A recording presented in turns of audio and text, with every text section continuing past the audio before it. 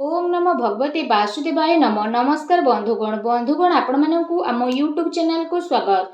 Friends आज ए video रे आमे आपण मानकु कहिबा पई जाउछु आगामी ए 56 घंटा आपण को पई किपरि साब्यस्त हेबो, केउ प्रकार आगामी 56 घंटार समय को आपण माने साब्यस्त करिवे, केउ प्रकार दिन आपणकर साब्यस्त हेबो, केउ सबु जिनिस रे आपणकु फायदा हेबो, केउ सबु जिनिस रे आपणकु असुविधा रहइबो पड़े, आपणकर लव लाइफ किपरि रहइबो, कैरियर किपरि रहइबो, बिजनेस आउ व्यापार किपरि रहइबो एवं स्वास्थ्यर किछि महत्वपूर्ण इन्फॉर्मेशन मध्ये आमे आपण मानकु देबु।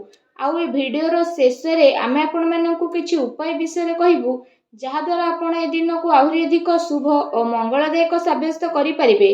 तेनु आगो को वीडियो आरंभ करबा पूर्व आमर आपनकु रिक्वेस्ट कि जदि आपण आमर ए चैनल ले नुआ आछन तो चैनल को सब्सक्राइब करंतु, सांगरे नोटिफिकेशन बेल को मध्य ऑन करंतु, जहा द्वारा समय समय रे नुआ नुआ वीडियो रो नोटिफिकेशन आपनक पाखरे पहुंची जिवो। तो आसंतु जानिबा किपरि रहिबो आपनक पई विशेष भाबरे आगामी ए 56 घंटा।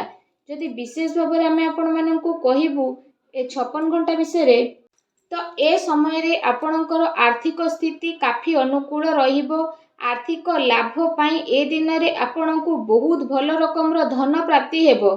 व्यवसाय संबंधित किंबा बाहर कंपनी संबंधित कार्य रे मध्य विशेष भाबरे आपणकु बहुत ही भल लाभ प्राप्ति रो संभावना मध्य बनुची।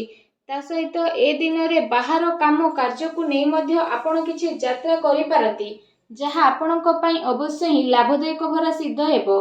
ता सहित जदि कहिबा शिक्षा क्षेत्र रे मध्य आपणकु अनुकूल परिणाम विशेष रूप रे प्राप्त हेबो। आउ उच्च शिक्षा पई प्रयासरत लोक मानकु मध्य बहुत ही भल लाभ प्राप्त हेबो। आपणक ज्ञान रे बुद्धि हेबो। आउ वरिष्ठ तथा गणमान्य लोकंक द्वारा आपणकु अवश्य ही प्रशंसा प्राप्त होई जिवो। काम कार्य क्षेत्र रे मध्य ए दिन रे आपण किछि नुआ करि परिबे, जहा आपणक पई अवश्य ही आगकु जाई भल साब्यस्त हेबो। पूरा परिवार रे आपण समस्ते पूरा जोश रे सहित रहिबे। आउ घर परिवार रे हर्ष उल्लास रो माहौल देखिबा को मिलिबो। ता सहित आपण कोनोसी प्रॉपर्टी विषय रे मध्य गभीर भाव रे विचार करिवे। आउ आगकु जाई मध्य आपणकु बहुत अधिक लाभ मध्य प्राप्ति हेबो। धन अचल संपत्ति प्राप्ति पाई मध्य ए दिनर समय आपणक पई बहुत ही भल दिनर समय रहिबो।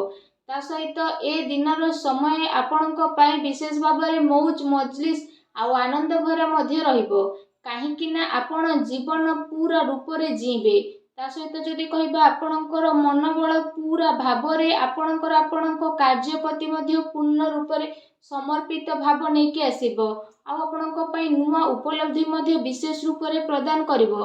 आपणकर टिके भी परिश्रम रो फल आपणकु भरपूर रूप रे मिलिबो, जहा द्वारा आपणकु काफी खुशी रो अनुभव मध्य हेबो। एहा सहित जदि कहिबा एहा पई आपण समय रो सदुपयोग करंतु, काहे कि ना आपणकु बहुत ही भल लाभ प्राप्ति हेबाको जाउछि, जहा द्वारा आपणकु काफी खुशी मध्य अनुभव हेबो। आसंतु जानिबा ए दिन रे आपणक पई कोन नेगेटिव रहिबो। परिवार रो माहौल आपणकर खराब हेबार संभावना बनुछि, सेति पई पारिवारिक स्थिति को अनुकूल बनै कि रखिबा पई जणे आउ जनक परस्पर संबंध हेबा बहुत अधिक जरूरी रहिछि। आपण साहसी तथा पराक्रमी व्यक्ति हेबा सहित दायित्ववान मध्य रहिबे। सेति पई आपण निजर घर परिवार प्रति भल भावना रखि कि जणे आउ जनकु जोड़िबा पई चेष्टा करंतु। एहा सहित जदि विशेष भाव रे कहिबा आपणकर कार्यस्थल को नै किछि असंतुष्टि भाव मध्य आसी पारे, काहे कि ना आपण जेतिकी परिश्रम करिवे कि आपणकु लागिबो कि आपणकु सेतिकी परिणाम मिली नाही। से कारण पई आपण किछि टाइम पर्यंत निजको एका एका फील मध्य करिवे। एहा सहित जदि विशेष भाव रे कहिबा भूल लोकंक संपर्क रे तथा भूल संग रे रहिबारे आपण प्रयास मध्य करंती, तेणु सावधान रुहंतु, अन्यथा आर्थिक समस्या आपणकु सामना मध्य करिबा पई पड़ी पारे। मानसिक अशांति सहित कार्य व्यवसाय रे मध्य आपणकर व्यवधान विशेष रूप रे उत्पन्न हेबो। मन रे चिड़चिड़ापन तथा प्रॉब्लम द्वारा आपणक कार्य योजना रे बाधा मध्य आनिबे, तेणु आपणकु सावधान रखिबा आपणक पई अनिवार्य रहिबो। एहा सहित विशेष भाव रे कहिबा आपणकर स्वभाव आपणक पई किछि प्रॉब्लम उत्पन्न मध्य करि पारे।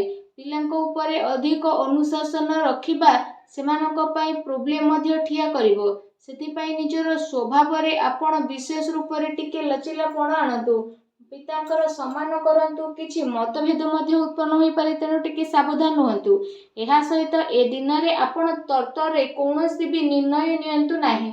ଯଦି ଆପଣ ସବୁ କାମକୁ କରିବାକୁ ଚାହୁଁଛନ୍ତି ତ ଆପଣଙ୍କୁ ସବୁ ମିଳିବ, କିନ୍ତୁ ତରତର ହୋଇ କଲେ ନୁକସାନ ହୋଇପାରେ। ଅଚାନକ ଯାତ୍ରା କାରଣରୁ ଆପଣଙ୍କୁ ବିଶେଷ ରୂପରେ ଚିନ୍ତାର ଶିକାର ମଧ୍ୟ ହେବା ପାଇଁ ପଡ଼ିପାରେ।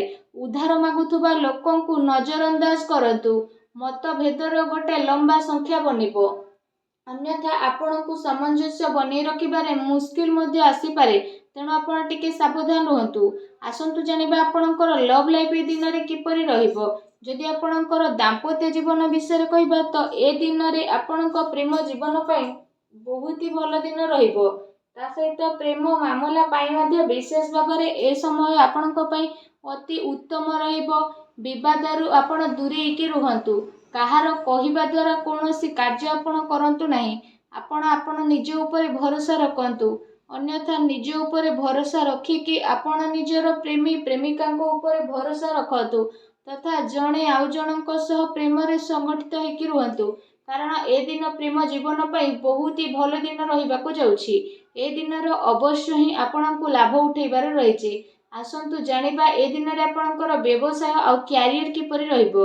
ନିଜର ଯୋଜନାକୁ ଆପଣ କାହା ଆଗରେ ବିଶେଷ ଭାବରେ ଅଧିକ ଜାହିର କରନ୍ତୁ ନାହିଁ। ଆପଣଙ୍କର ଗୁପ୍ତ ଯୋଜନା ଆପଣଙ୍କ କାମରେ ଫାଇଦା ପ୍ରଦାନ କରିବ।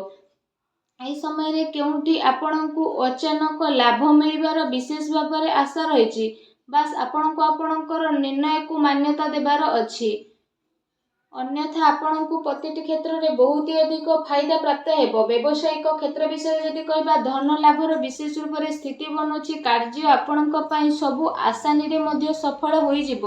କାରବାର ବିସ୍ତାରର ଯୋଜନା ମଧ୍ୟ ଆପଣ ବନେଇ ପାରନ୍ତି, ଯାହା ଆପଣଙ୍କ ପାଇଁ ଆଗକୁ ଯାଇକି କାଫି ଲାଭଦାୟକ ସିଦ୍ଧ ହେବ। ଏହା ସହିତ ଆପଣଙ୍କୁ ପଇସା ନେଣ ଦେଣରେ ଟିକେ ସାବଧାନ ରଖିବାକୁ ପଡ଼ିବ। ପ୍ରପର୍ଟିରେ ନିବେଶ ମଧ୍ୟ ଆପଣ କରିପାରନ୍ତି, ଯାହା ଆପଣଙ୍କ ପାଇଁ ଆଗକୁ ଯାଇକି ଅବଶ୍ୟ ହିଁ ଲାଭଦାୟକ ଭରା ସିଦ୍ଧ ହେବ। ତା ସହିତ ଚାକିରି ପେଶା ବ୍ୟକ୍ତି ବିଶେଷଙ୍କ ପାଇଁ ଯଦି କହିବା, ଏ ଦିନର ସମୟ ବହୁତ ହି ଭଲ ସମୟ ରହିବ। ଚାକିରି ସମ୍ବନ୍ଧିତ କୌଣସି ଭଲ ବଡ଼ ଖୁସି ଖବର ଆପଣଙ୍କୁ ଅବଶ୍ୟ ହିଁ ପ୍ରାପ୍ତ ମଧ୍ୟ ହେବ, ଯାହାଦ୍ୱାରା ଆପଣଙ୍କ ମନ ବହୁତ ହି ପ୍ରସନ୍ନ ରହିବ। ଆସନ୍ତୁ ଜାଣିବା ଏ ଦିନରେ ଆପଣଙ୍କର ସ୍ୱାସ୍ଥ୍ୟ କିପରି ରହିବ।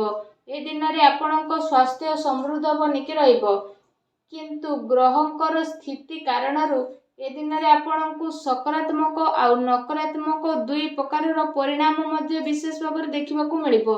ତା ସହିତ ଶାରୀରିକ ଠାରୁ ଆପଣ ମାନସିକ ସ୍ୱାସ୍ଥ୍ୟ ଉପରେ ବିଶେଷ ରୂପରେ ଅଧିକ ଜୋର ଦେବାର ଆବଶ୍ୟକତା ରହିଛି। ଆପଣଙ୍କୁ ଆପଣଙ୍କର କ୍ରୋଧ ଉପରେ ନିୟନ୍ତ୍ରଣ ରଖିବାକୁ ପଡ଼ିବ। ଏହା ସହିତ ନିଜର ଖାଦ୍ୟପେୟ ଉପରେ ମଧ୍ୟ ଆପଣ ଅଧିକ ଧ୍ୟାନ ଦିଅନ୍ତୁ, କାରଣ ଏ ଦିନ ଆପଣଙ୍କୁ ପେଟ ସମ୍ବନ୍ଧିତ କିଛି ସମସ୍ୟା ମଧ୍ୟ ଉତ୍ପନ୍ନ ହୋଇପାରେ, ତେଣୁ ଟିକେ ସାବଧାନ ରୁହନ୍ତୁ। ଏହା ସହିତ ନିଜ ସ୍ୱାସ୍ଥ୍ୟକୁ ଆହୁରି ଅଧିକ ଭଲ ରଖିବା ପାଇଁ ଆପଣ ପ୍ରତ୍ୟେକ ଦିନ ଯୋଗ କରନ୍ତୁ, ବ୍ୟାୟାମ କରନ୍ତୁ, ସୁସ୍ଥ ରୁହନ୍ତୁ। ଆଉ ଭିଡ଼ିଓ କେମିତି ଲାଗିଲା କମେଣ୍ଟ କରିକି ଜଣାନ୍ତୁ। ଧନ୍ୟବାଦ।